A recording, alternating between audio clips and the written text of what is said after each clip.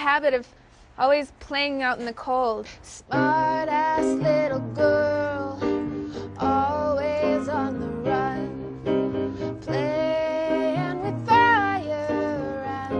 I went through this period of time where everything was a disaster in my life. Music, relationships. I was so broke. I was like eating fruit off of people's trees.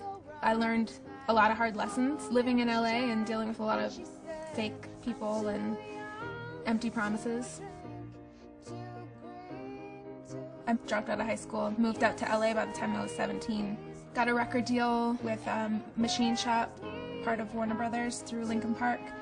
Then I had a hit song out of nowhere, totally unexpected. I did a collaboration with Mike Shinoda called Where'd You Go? Where'd you go?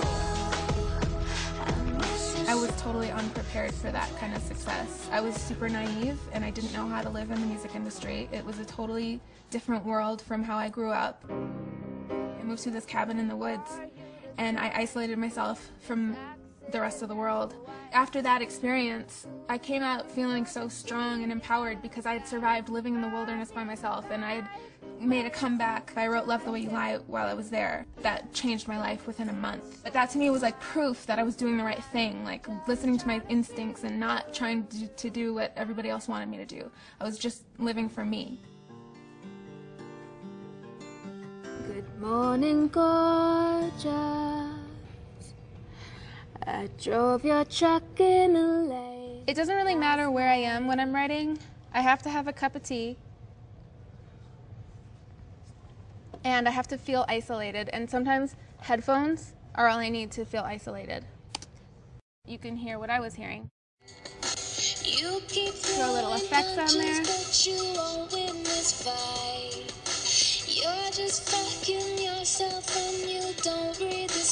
So this is how I write all my music, basically. I have my laptop, I have a pair of headphones. I import a beat into GarageBand, and then I use GarageBand almost as a tape recorder and just lay down rough ideas. I started realizing, like, it's not always fun to be the girl who's like the music snob. I started opening my mind to simple chord structures and pop music. And then I realized how difficult it is to write a simple song that's really good and catchy. There's an art to that in itself. The album, you get to see both sides. The artsy, snobby, pretentious songwriting. And then you'll hear things like Come On Let Me Ride with Eminem on it. I really like working with rappers because you can tell more of a story. Come On Let Me Ride, to me, is like almost a spoof on all the over-sexualized things that we have in pop culture today.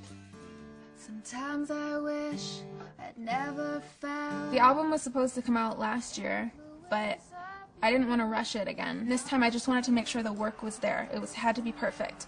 And so it took an extra year for me to finish the album, and during that process, Eminem came on board to executive produce it, and I wrote a ton of new songs. I almost felt like it was my responsibility to follow the talent that I was born with, because if I just did what everybody else did, at the end of the day, would I be happy with who I was if I didn't really just follow my own intuition? One of the things I learned when I was living in a cabin was I realized how unimportant all of my worries were. Like, they really don't mean anything. And I feel like I carry that with me. I have a deeper appreciation for things than a lot of people, and I feel grateful to have learned that. And I try to, like, give that information to other people through my music so that they can also be inspired and maybe help them get out of something that's a hard thing they're dealing with, you know? Sometimes it's worse to have lost